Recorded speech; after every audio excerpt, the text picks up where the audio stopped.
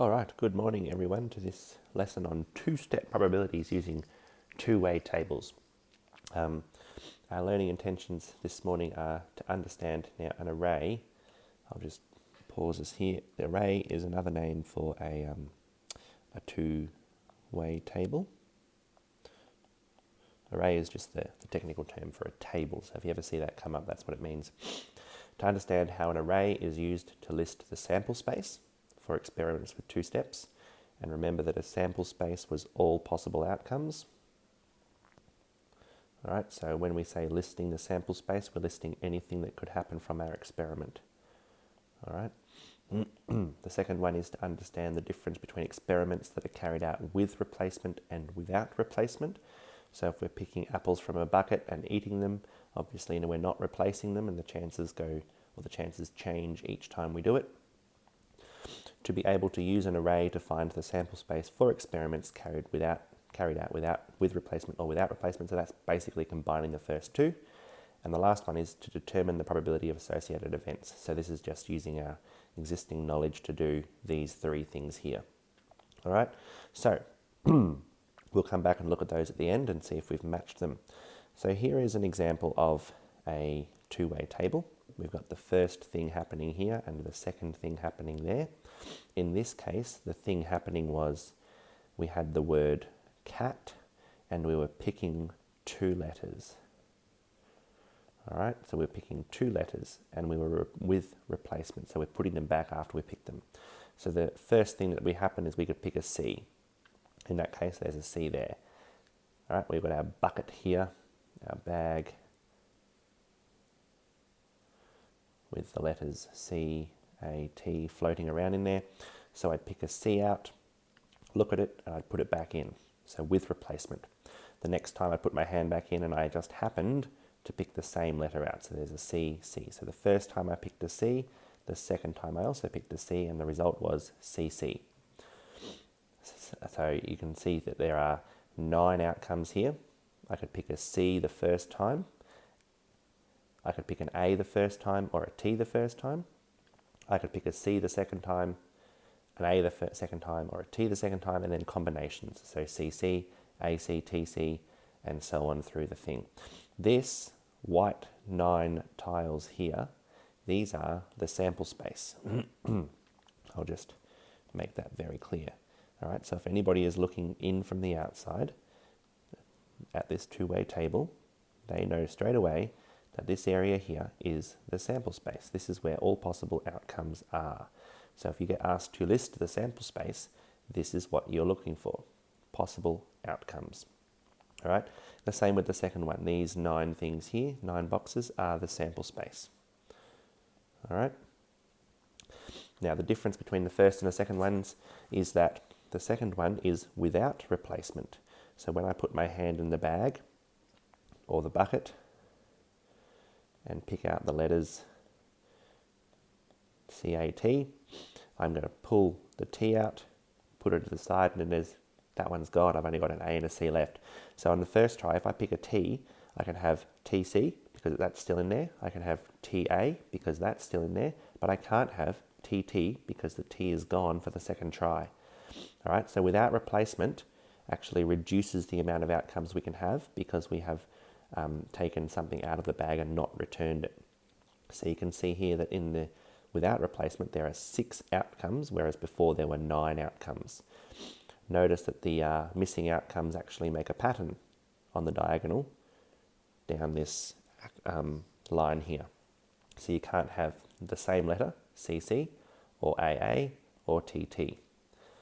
All right, so without replacement affects how many outcomes and what they are.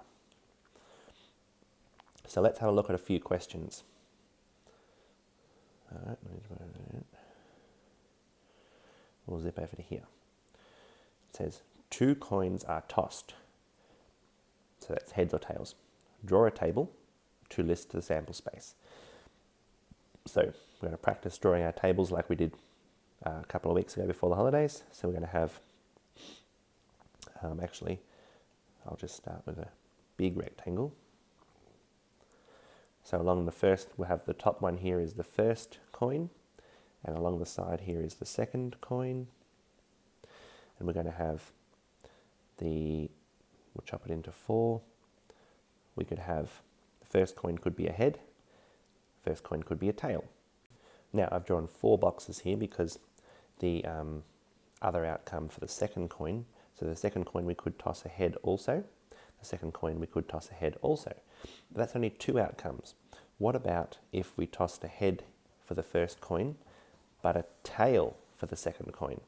What about if we tossed a tail for the first coin, but a tail for the second coin? Now, this might look the same to you. So we've got tail, head, head, tail.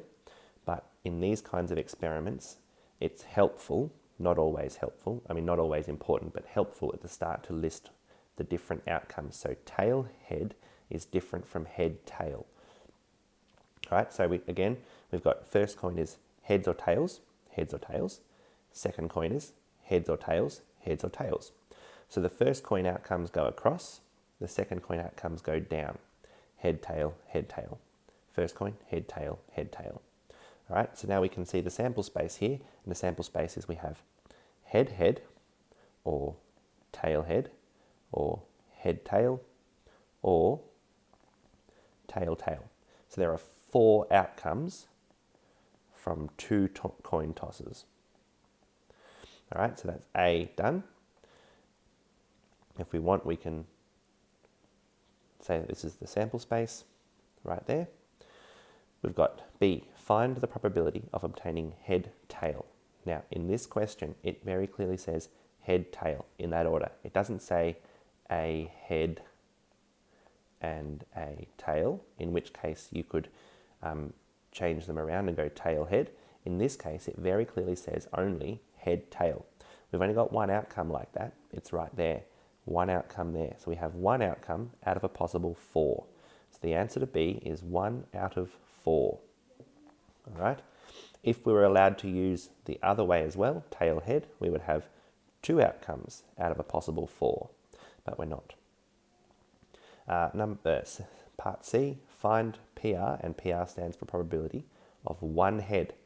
Now this is where we look through all the outcomes and we say, how many outcomes have only 1 head? So I've got tail, head, that's got 1 head. I've got head, tail, that's got 1 head. Head, head has got 2, tail, tail has got none. So these 2 outcomes here are both the ones we're looking for. So I have a 2 out of 4 outcome chance of finding 1 head, which is the same as a half. All right, so you can see here that once we've listed the sample space, it's just a matter of picking out the events that we want or are interested in seeing happen and working out their probabilities based on how many total outcomes there are. So that was an example of one with replacement. Let's have a look at one without replacement. It says 2 letters are chosen at random from the word tree without replacement.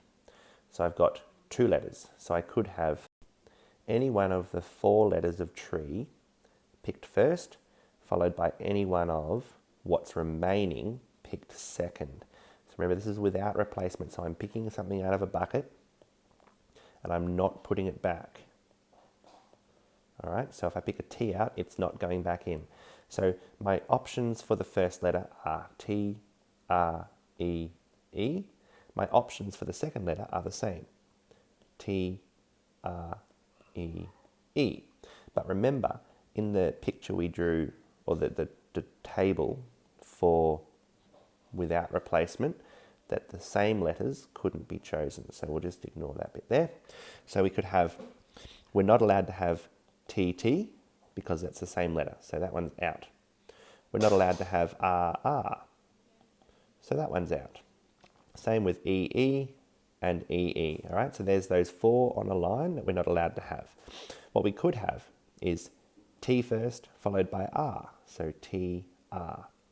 We could have T first followed by E, and the same because there are 2 E's. And then we just fill in, we have R first, T, R first, E, R first, E. You might want to skip back and I'll fill this. All right, now I'm going to draw your attention to this square here and this square here. These have both EEs in them. And these are actually not the same because there are two E's. So if I was to, again, show this picture here, I'm going to have first E and second E.